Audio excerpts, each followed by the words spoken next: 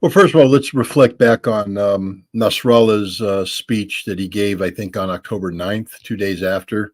Um, and I call it the escalation management speech. And because everybody's expecting Hezbollah to jump in and join the fight. And Hezbollah basically said, we're in, but our way. We're going to do it our way. We're not going to do it. We're not going to do it that way because how is Israel going to be strategically defeated here?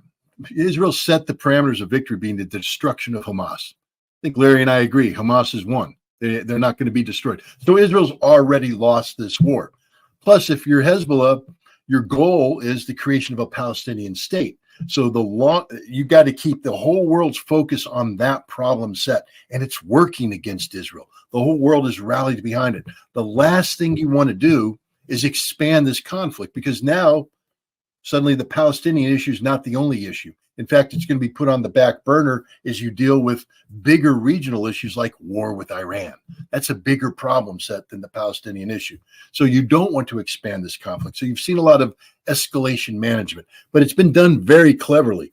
Hezbollah, for not wanting to get involved, has tied down one half of the Israeli Navy, 1/3 of the Israeli Air Force, 1/4 of the Israeli Army. They forced 70,000 people to be displaced out of northern Israel, putting a huge burden on the Israeli economy. And they're just humiliating the Israelis on a daily basis on the border.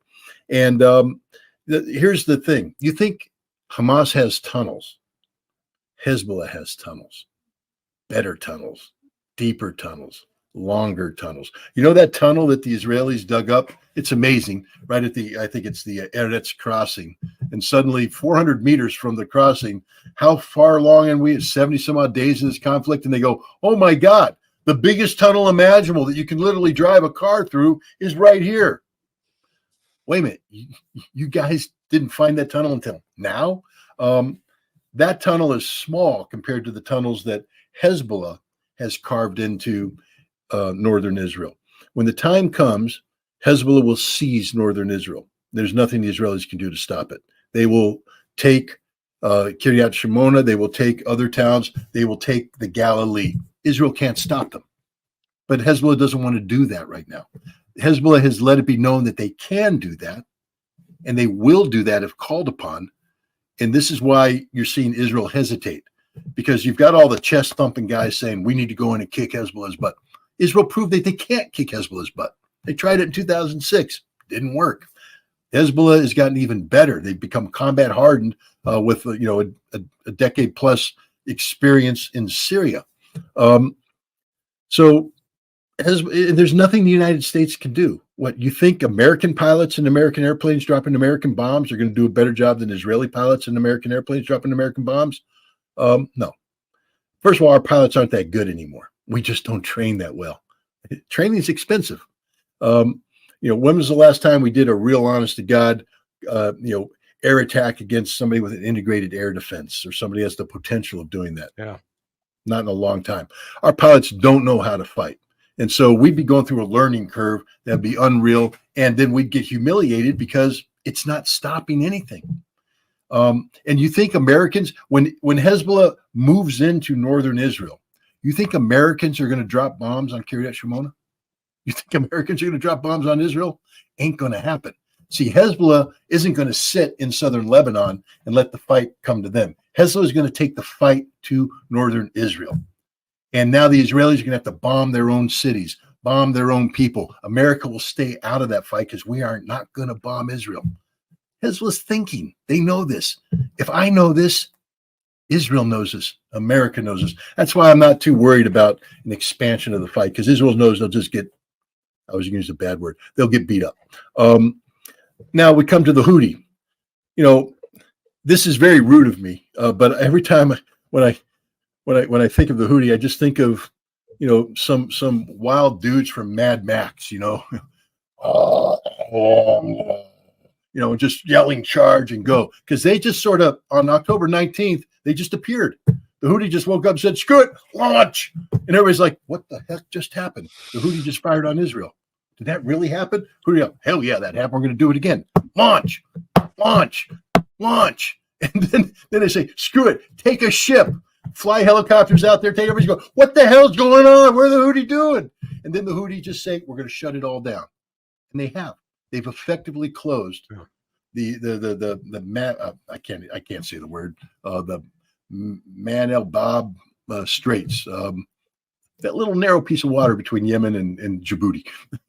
They've shut it down. The Red Sea, you can't go to the Suez Canal right now because the Houthi have shut it down. And now America's going, what do we do? So we're moving a fleet down and we're realizing we can't do anything. Now, the big news isn't that America can't beat the Houthi. I mean, we can't. And we're not going to. To secure those straits, we'd have to put 40,000 Marines on the ground. We don't have 40,000 Marines to put on the ground. We can't get 40,000 Marines there. And once we get them on the ground, we can't sustain it. There's 100,000 plus Houthi out there. We ain't going to beat them. Saudi Arabia's been trying since 2014 using American planes with American bombs, using American intelligence. Hasn't worked. The Houthi can destroy Saudi Arabia's oil production capacity. That's one big thing here that's causing everybody to hit pause on that. Saudi Arabia is like, you guys are going to do what to the Houthi? Pause, please pause, because they're going to blow up the Aramco oil fields, and we don't want that to happen. The United Arab Emirates going, wait a minute, you're going to do what? No, we don't want to have anything with that either. Pause, because they don't want to lose their oil production capacity either. So America's sitting there going, But here's the big story. It's not about that strait. You know how America has been saying for decades, we guarantee that the Strait of Hormuz will be open, that Iran will never shut it down, that if Iran ever tries to shut down the Strait of Hormuz, the American Fifth Fleet will keep it open. That's just been proven to be a lie. Yeah, because we can't beat the Houthi, and we damn sure aren't going to beat the Iranians. What this proves is that America's fleet, all of its dozen aircraft carrier battle groups, can't do anything. Yeah. It's a waste of money, total waste of money. We have to be careful about getting sunk, losing a carrier. As Larry said, I'm an American taxpayer. Okay, so I got the USS Carney out there, the Aegis class, Arleigh Burke class destroyer. It's got 90 missiles, SM-2s, SM-6s, other things out there. And each one of them runs between $1.1 and $4 million each, depending on which missile you use. The Houthi have thousands of these drones and cheap missiles. They cost them $2,000, $5,000, maybe $10,000 for the good stuff. And the Houthi are just sitting there again. The guy from Mad Max, and they're going to launch these things. And the Carney's going to go detected, launch, shot, detected, launch, shot, detected, and now they're done. They fired off 90. And as Larry said, they don't have the tenders anymore. You can't bring up the ship that goes resupply in. They got to pull the Carney out. And then who's going to replace the Carney? Some other funky named ship that's going to fire off 90 missiles and have to go, and another one and go. There's only so many, missile destroyers in a carrier battle group. And when they deplete this stuff, the carrier's got to go because it can't stay there. Something's going to hit the carrier. And now here's the other thing. What have the Ukrainians been using that's driving the Russians crazy in the Black Sea? The underwater drones. The underwater drones. Well, Russia captured some of them. And I don't know if you saw it, Larry, but Russia just published photographs saying, we've just produced our own underwater drone. And Russia has really good relationships with the Iranians. So I guarantee you that if Russia produced an underwater drone, the Iranians are producing an underwater drone. And if the Iranians produced it, the Houthi have it. And so we're going to be sitting there going, shoot down missile, shoot down missile, shoot down missile. Holy shit, bad word again. Got to watch out. Got 20 underwater drones coming at me. It's over, ladies and gentlemen. We lost a carrier. 5,000 Americans are dead. This is the reality of the carrier battle group. It's a legacy system going back to World War II that has no application in modern warfare whatsoever. America has been exposed as literally the empty shell that we are. It's not so much about the Red Sea. The Strait of Hormuz has just been guaranteed. We just lost the Strait of Hormuz because the whole idea of the Strait of Hormuz was the perception that America could do something. Well, that's been exposed as a lie. So the Iranians are empowered. The Saudis and the UAE is going, I think it's time we have to rethink our strategic relationships here because America can't defend anything. The whole aspect of what America was doing with power projection was the potential of action that creates deterrence. We don't have the potential of action. Where can we go, Larry? Where can we go? We can't go into Europe. We've proven that. Yeah, we can't defend the Red Sea against the Houthi. We think we want to hook and jab with the Chinese in the Pacific. Are we high? America's been exposed as a nation that spends $1 trillion a year on a military that can't do anything. Yeah. Well, and in fact, again, I had not really focused on the capability of the destroyers, their limited capability. It had never entered my mind to explore the concept of a expeditionary navy vice a forward-based navy. I made some assumptions that were completely wrong. And once you wake up to it, and again, I hadn't even thought about the Strait of Hormuz until you pointed it out. You're absolutely right. The tactic is real simple. All any country has to do is assemble 300,000 drones capable of launching some sort of explosive device that can create damage on a maritime vessel, and then launch them in swarms. You're going to overwhelm the defense systems that the U.S. Navy has, and again, none of this is classified. It's all it's wide open, and then you can start sinking ships. Now, the Chinese, everything the United States is doing out there off the coast of China is just ridiculous. The United States is trying to pick a fight that we can't even win.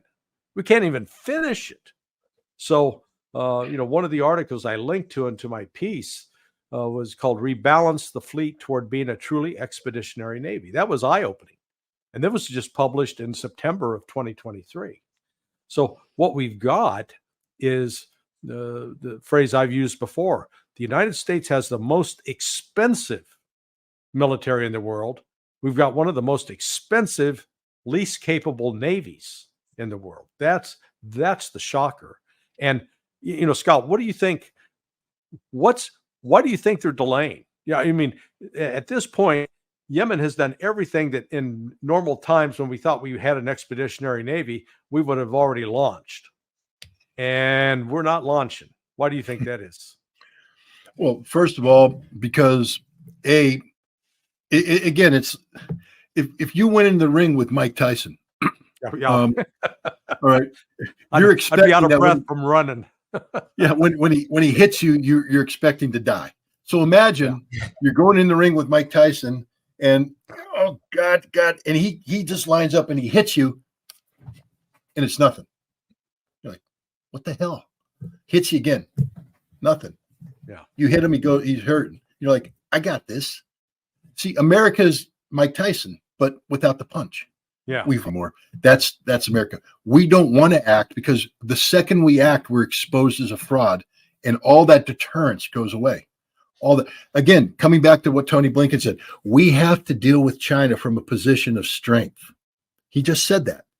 But a position of strength means that we have to have the perception of capability. If we expose the fraud that we are with the Houthi, because Larry, again, mobile relocatable targets. That's a fancy way of saying mobile missiles. I did that during the Gulf War. That was my thing. Hunting scuds. We didn't kill a single one. Didn't know how to do it, and we haven't gotten any better. And so we're going to engage now in a very expensive air campaign against the Houthi, and we're not going to kill anything. They're going to keep launching, and it just exposes us as a fraud. And the whole idea of this potential is to intimidate the Iranians into saying, don't begin with us because you think you have mobile missiles, but we have the American Navy that's very good at hunting. Oh, wait a minute. We just couldn't even deal with the Houthi. So I don't think we want to pull this trigger because the moment we pull the trigger, any pretense of American capability is gone. Yeah. The other thing is this coalition we've assembled ain't much of a coalition. It will fall apart instantaneously. And then the most important thing is what happens when the Houthi take out the Saudi oil fields. We don't have an answer to that. So I think, we've done a lot of bluffing.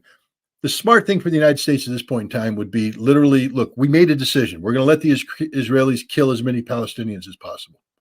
So the smart thing to do is just tell Israel, suck it up for a couple weeks, kill as many Palestinians as you want to, and then come January, you got to let the humanitarian goods, because all the Houthis say is we'll stop the moment you let humanitarian goods come into Gaza. Mm-hmm. Stop the killing, let the humanitarian goods in, and we will open this baby up.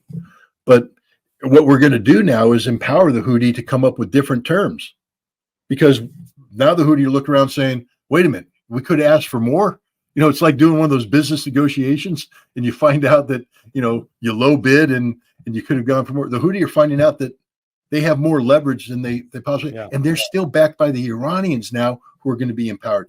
This is a game. I use that term all the time. It gets me in trouble, but it's a game-changing thing that's going on right now. Yeah, no, I agree. Well, and look, the other day, the Houthis, they shot down a Reaper drone, a $30 million ISR platform. And I'd love to know what they shot it down with, how much money they actually invested to shoot down a $30 million drone, but I'll be willing to bet it was less than $500,000, which that's a pretty good return on investment. Yeah. And, I think that has to also be weighing on the military planners' minds that as Scott noted, one, we don't have the staying power. Two, when we have to pull out, it's going to make us look weak. Three, we're not even sure we can put ISR safely up in the area to find out where they're located, so we know what we're shooting.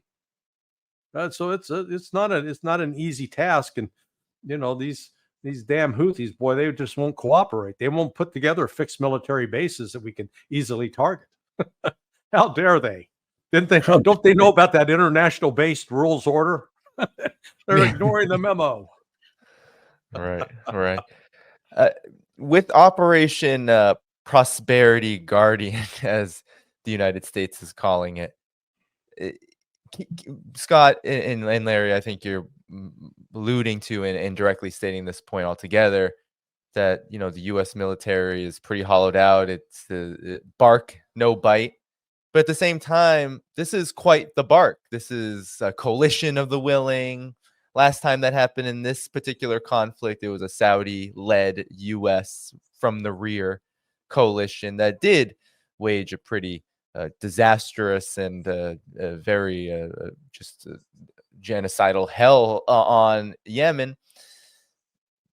That's not happening right now. And you're saying that it's probably not, there's probably not going to be a major strike. So why then even form this coalition, and what will happen? Because can it just sit and play at war like they do in the South China Sea, for example? Is that what's going to happen? I mean, it does baffle my mind a bit that all of this trouble is being spent on something that has absolutely no bite. Well, look at what they sent. Canada's contribution, 3 staff officers. Britain, they've sent a ship that hasn't been able to get out of dry dock. And they're really worried that it's going to break down while it's out there in the Red Sea, and they're going to be spinning around in a circle, not able to do anything. This thing's a joke. It's a joke. Yeah. Again, that we just come down to, I'm going to huff and I'm going to puff and I'm going to blow your house down. But we can't blow anything down, and we're huffing and puffing. And if you're going to say you have a capability, you should be prepared to do it. You should be prepared to follow through. The United States, I think, look, politics is a funny thing too. And Biden, somebody may make the decision to initiate a bombing campaign just because we have to do something, but it will be disaster because we can't sustain. It's very expensive to bomb.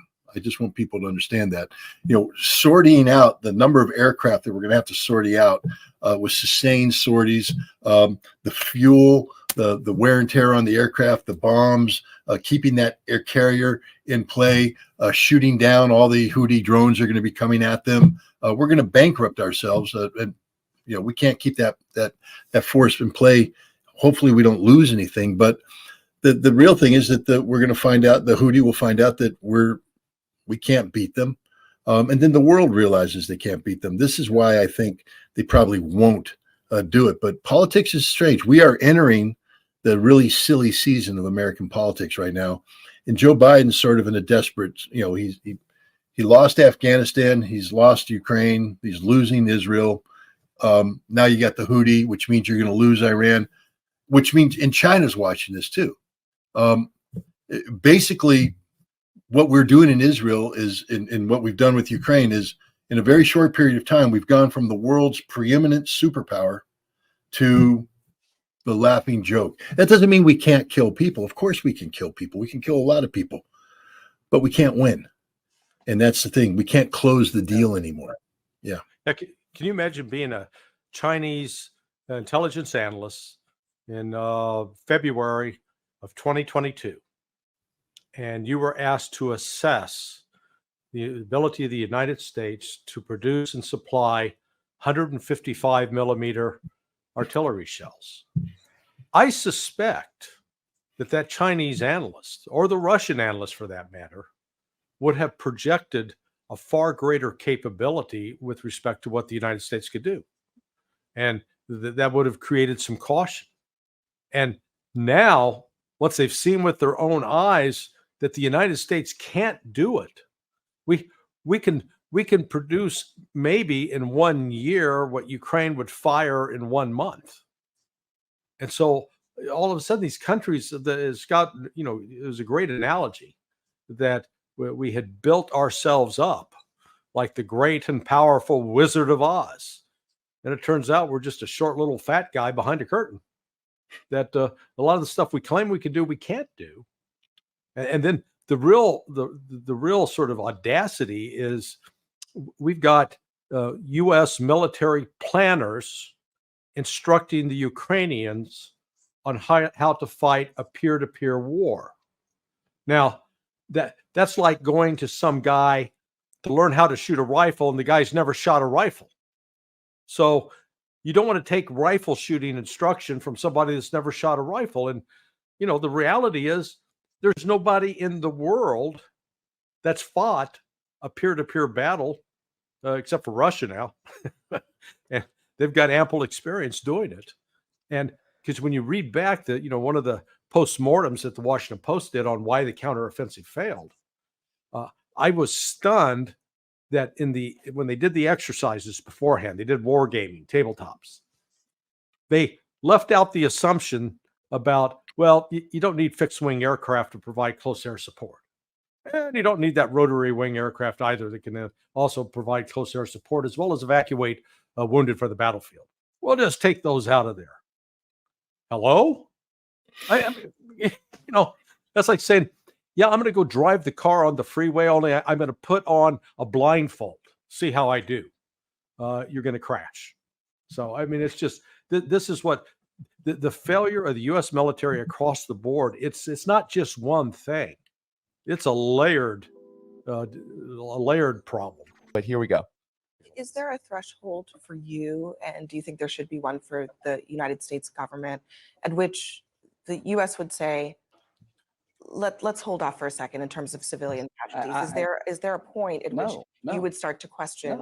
If somebody asked us after World War II, is there a limit what you would do to make sure that Japan and Germany don't conquer the world? Is there any limit what Israel should do to the people who are trying to slaughter the Jews? The answer is no. There is no limit. But here's what you need to do. Be smart. Let's try to limit civilian casualties the best we can. Let's put humanitarian aid in areas that protect the innocent. I'm all for that. But this idea that Israel has to apologize for attacking Hamas, who's embedded with their own population, needs to stop. The goal is to destroy Hamas. Hamas is creating these casualties, not Israel. I don't think anyone's civilian casualties. So, your reaction, Scott? Well, I just want to point out that Lindsey Graham is a lawyer, and he's a U.S. Air Force lawyer, which means that he has been versed in the laws of war. He knows, for instance, the principle of distinction. He knows what distinction is, and you can't drop a bomb. You can't put a round down range unless you've made a distinction between civilian and military. Now, yeah, if there's commingling you've got issues. And then the concept of proportionality comes in. What's proportional? For instance, to take out one Hamas leader who wasn't, he was a regional, battalion commander, the guy that was supposedly at this refugee camp. There's no way America would ever allow the issue of proportionality to come in and say, we're going to put a bomb on target there that's going to kill 400 people to get one battalion commander. That's disproportional use of force, and that would be rejected. Any American who did that would be prosecuted for violating the laws of war. Lindsey knows this. He's better than that. But see, he's a politician. He's the slimiest kind of politician. He's a politician that's been pushing war forever. He operates totally outside the framework of law. He knows that everything he said there is wrong. There can be no collective punishment, Lindsey. You know that, Lindsey. You've been trained on that, but you are literally the worst kind of American. He is the worst American possible. If there's a way to strip people of their citizenship because of their failure to adhere to constitutional norms and values, then Lindsey should have his citizenship stripped, and then he should be tarred and feathered and marched off to wherever the hell we send, failed Americans. But no, he's horrible. He's useless, but he's playing to a base. It's the same base that Nikki Haley's playing to, or Vivek. I mean, did you see that video clip where we could put 100 Hamas heads on stakes? Hey, that ain't how we operate, buddy. I know you're just an entrepreneur. I know you made your money, fraudulently peddling pharmaceuticals. But we don't cut off heads in the U.S. military and put them on spikes and hanging them out there. That's a war crime. Marines got in trouble, rightfully so, for peeing on dead Taliban in Afghanistan. You can't desecrate the dead, boss. You're never going to be president of the United States. You just disqualified yourself right there because you're a war criminal in the making. So is Nikki Haley. Every word she says out there about tweeting is all about collective punishment, no concept of distinction, proportionality. What gets me is Lindsey Graham and Nikki Haley and all these other people sat there and they were citing the law of war, verse by verse about Russia and Ukraine. The Battle of Mariupol.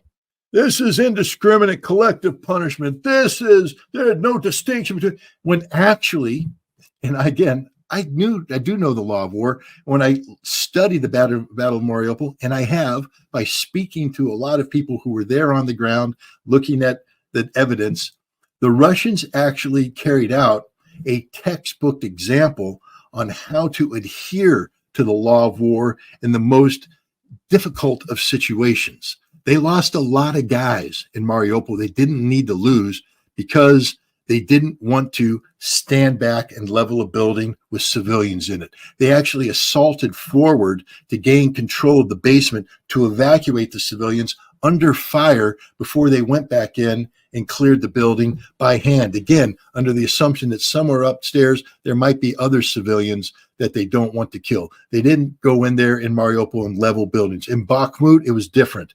In Bakhmut, the civilian population had already fled. And so the buildings where the Ukrainians were in, there were no civilians there. And so now you can drop a bomb, put the building down, which they did. But in Mariupol, where there was a significant civilian population, the Russians ran a textbook operation adhering to the laws of war. Nothing about what Israel is doing today is textbook. And yet Russia was called out by everybody as being a major violator, a gross violator of international law and all that stuff. The Israelis, on the other hand, the Americans, we're not even trying to pretend that Israel is adhering to the law of war. We're basically just saying the law of war doesn't matter when it comes to Israel. And that sadly is the truth. No law has ever mattered when it comes to Israel. International law doesn't matter. The Security Council has passed resolutions. The General Assembly has passed resolutions, and Israel ignores every single one of them. Yeah.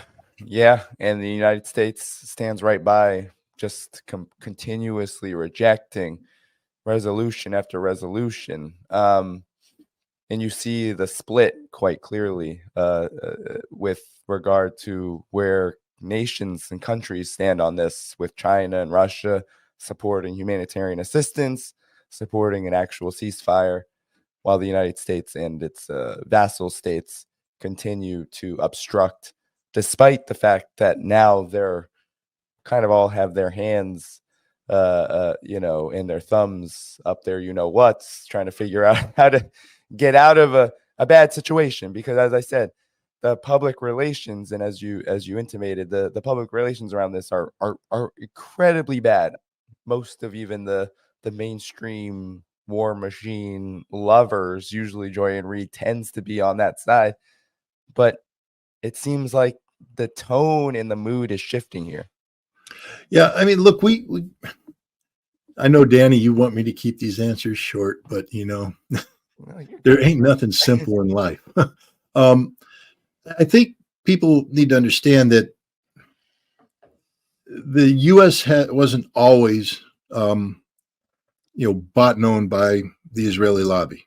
There was a time when we actually had a very big Arab lobby, the Arabists in the State Department, in the Pentagon, etc. There was a time when, in the lead up to the Gulf War back in 1990, Paul Wolfowitz got so mad at the Israeli government that he basically, hung up the phone and then had his secretary call and give them a number to the White House switchboard and said, call when you're serious about talking about, settlements. But until then, we don't want to talk to you. Could you imagine a White House doing that today, hanging up on a prime minister and telling him to stick it where the sun don't shine? There was pushback. The name Jonathan Pollard, does that mean anything to anybody nowadays? He's, of course, the American Jew who spied on behalf of Israel, and didn't spy in a little way. He stole the crown jewels. The crown jewels is a big book of all the frequencies that we monitor in the world, and how important they are. What information's on it? Are they encrypted? Have we solved the encryption? That's it. If you got the crown jewels, you'll know that we're listening to your phone call, you're listening to this, and then you'll stop talking. He took that and gave it to the Israeli government.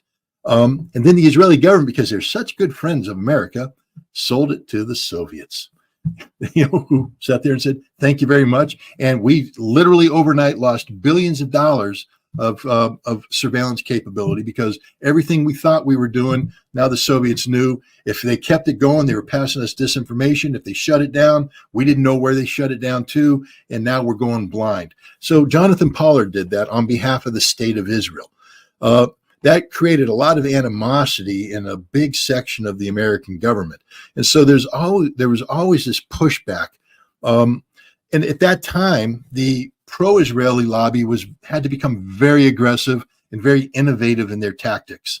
When I was running around trying to get Congress not to support this war in Iraq, I would go to, the senator's office, knock on the door. I'd get a 45-minute meeting, sit there and talk. And as I came out, there's a group of AIPAC guys. I knew them because when I resigned, they tried to recruit me. They wanted me to speak at the AIPAC conference.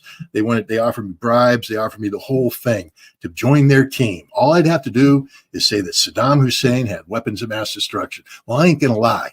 And, even if you offer me $6 million, which they did, I ain't going to lie. So there went that deal. But they're bird dogging me going in, and they're reminding everybody, senators, congressmen alike, will primary you. That's their weapon, the primary. They write checks, but so do other people. What they can do is primary you. And a primary is a kiss of death. Primary isn't you running against a Democrat or Republican. A primary is they putting somebody up within your own party and putting pressure on the normal funding channels to drop you. You have to burn through all your money to now do a primary you weren't planning on doing, because you're building a war chest to run for election against the opposing political party, and you've burned yourself out. It's going to be a dirty campaign. All your dirty laundry is going up, and your other party opponents sitting there taking notes, and they're going to crush you in the general election. Primary is the kiss of death. That's what AIPAC does better than anybody else. And they go, we're going to primary you. And the long story short is, eventually, the Arabists were annihilated. The pro-Zionist lobby won. They were victory. They won. They own. This isn't anti-Semitic when I say this. Please don't interpret it. It's just a statement of fact. They own everything. And it's been a strategy that they play. They own Congress. Benjamin Netanyahu brags about it. There's videos about him saying how he owns Congress. He bought them all. They all sing for him. He's a man of such arrogance and hubris. He came during a presidential election and spoke to Congress in a way to promote Barack Obama's opponent. No one does that, but he did it because he doesn't care, because they literally have a blank check. Nobody held him. Nobody in Congress said, "Get the hell out of my country." I would have. That's why I would never get elected to Congress. But if Benjamin Netanyahu came to my house, the people's house, stood up and articulated against a sitting president during a re-election, I would have jumped out of my seat, rushed the stage, snapped his neck, and thrown his dead body outside, because that's what you do to people who interfere with your elections. We sit there and go, the Russians interfere. Hell no. Nobody interferes in an American election like the Israelis do. They have bought everybody in Congress. They own Congress. But worse than that, and this is where Miss Reed's statement comes, they own the media. AIPAC owns, and again, this isn't the Jews. AIPAC. Look, I was there. I told you, when I resigned, I was recruited. They came at me hard from everywhere. They come out of the woodworks. I'd be doing a hit at NBC, MSNBC. It's funny enough, 6-month contract I had with them. And the producers come up and they hand me their AIPAC cards. Hey, Scott, we need to talk. Hey, Scott, we need to talk. Hey, Scott, let's have lunch. Hey, Scott. Hey, Scott. Hey, Scott. It is the Jewish lobby, not the Jewish. Sorry, that's anti-Semitic. That one you can hit me on. Okay. It's the pro-Israeli lobby. It's not the Jewish lobby. That's a horrible thing. I apologize for that. It's the Israeli lobby, the pro-Israeli. They are everywhere. They own everything. They run everything, and they all conspire together. They spy on behalf of Israel. There again, go back and look at what happened around the time when I resigned in the late 1990s, early 2000s. There was a scandal where a guy named Rosen, I think, in AIPAC, was conspiring with guys in the Department of Defense to get classified documents out so that he could hand them to this Israeli diplomat, the same diplomat that I worked with when I was at the United Nations. He was my cutout to Israeli intelligence, except I had permission to do that. But it turns out he was also a cutout between AIPAC and all that. The Israelis spy on America nonstop, and it was open book, everything. And what I'm trying to get at is, for most of this century, from 2000, especially after 2001, the global war on terror, the whole thing, until today, Israel's gotten a free ride. They don't even have to work for it. It's a free ride. All AIPAC has to do is open up a conference, put up a sign, and look at how everybody runs to AIPAC. Everybody got to speak at AIPAC, got to speak at AIPAC, got to speak at AIPAC. It's embarrassing. And literally, AIPAC doesn't hide it anymore. They are literally a front for Israel, but we're not allowed to call them that, or it's anti-Semitic. We're not allowed to say AIPAC needs to register as a foreign agent. No, anti-Semitic. AIPAC is an Israeli front. They are literally buying the United States Congress. And if you're an American, I don't care if you're Christian, Muslim, Jew, agnostic, atheist, I don't care. This should insult you that a foreign power has bought the Congress. Look at the new Speaker of the House. First order of business, ladies and gentlemen, when America is falling apart at the seams, homeless, you name it, we got problems. First order of business, I'm going to pass money for Israel. What the hell? That means that America is not even number 2. Americans are like not even on the front list. So Israel didn't have to work anymore. They aren't bird dogging people anymore. They took everything for granted. And they were on this smooth path to accomplish everything they wanted through the Abrams Accord. So they stopped working. They got lazy. They got soft. And then October 7th came in. And this rage that's been bottled up by people who felt so helpless, because if you were pro-Palestinian, and Danny, I think you're pro-Palestinian, but you tell me, you felt a sense of hopelessness and helplessness as the Abrams Accord took in, that nobody was advocating for them. I think most people, as you said earlier too, in terms of this issue in general, it was not really in the conversation. Even right after the March of Return, when like kids were getting shot at for like peacefully going up to the gate, like even that didn't create the kind of, I think, energy that we're seeing now in response to what Israel is doing. I think there was this hopelessness around the Palestinian cause, definitely. And I think Yeah. Israel Saudi Arabia normalization would have been Killed a it. nail in that. It would have been Yep. because I mean we don't have to go into the itty bitty details, but we know that Saudi Arabia is a huge player in that region. For that to happen would be catastrophic. Catastrophic. And so now what happens is nobody anticipated October 7th. So there wasn't a front loading of the Israeli propaganda machine. Israel was already in tatters because of Netanyahu's evisceration of basic law, and trying to take control of the judiciary, removing it as an independent agency. And so they're already on the defensive. You have a whole bunch of people going, well, Israel's really a democracy, but even the people that advocated for democracy are going, well, Benjamin Netanyahu's sort of destroyed this Israel. So the PR machine is falling in on itself, starting to argue against itself. There's a debate against themselves, etc. Boom. They don't have a plan. The whole world, they lost the script. It got out of control. The whole world's in the street and they don't know what to do. And so this is where you find out the true nature of people. When you strip away the pretense, when you strip away the scripting, the acting, and it just comes down, they're standing in front of you, buck naked, and they have to make a decision, you find out who they are. Ladies and gentlemen, let me introduce you to the reality of political Zionism, because that's what modern Israel is. It's not a democracy. It's not a nation that wants to live in peace and harmony with its neighbors. It's about the Israel that Benjamin Netanyahu has played a large role in creating. The Israel that assassinated Yitzhak Rabin is the ugly face of political Zionism, where they treat Arabs as animals. They view everybody as subhuman, and they don't care about the law. They will do everything necessary to achieve their objectives. This is the reality, and it's crude. I mean, look at the UN ambassador, the Israeli UN ambassador, how he is disgracing the memory of the Holocaust by putting on that yellow star, by parading around, by doing it. It's because they don't know what to do. They don't have a plan. So the only thing they can do is be honest for the first time about who they truly are. And it's pretty damn ugly.